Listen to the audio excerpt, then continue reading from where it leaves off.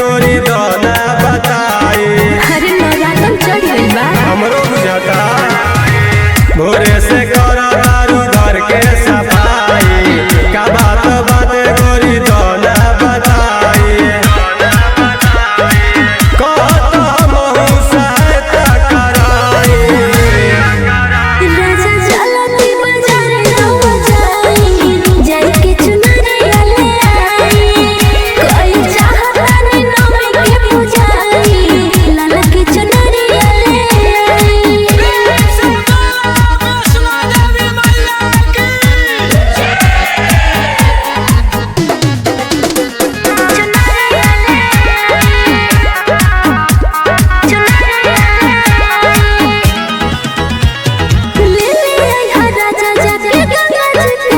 अपने दुआरी है सातो महारानी।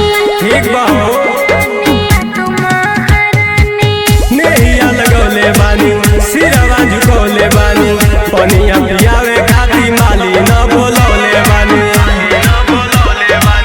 रहिया में देले बानी फुलावा बिछाई। राजा चलती बाजार रहुआ जाई जाई के चुनरिया ले आई। कोई चाहता ने नौमी के पुजाई लाल के चुनरिया ले आई।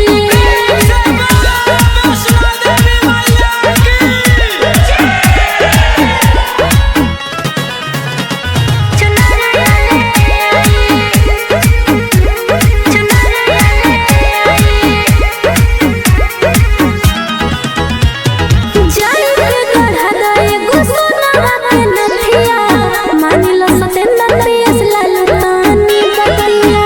अभिये जातनी लालू तानी बतिया कुसो मन घूमताटे मोरा जैसे झूमताटे। लागता आकाश जैसे धरती के चुमताटे।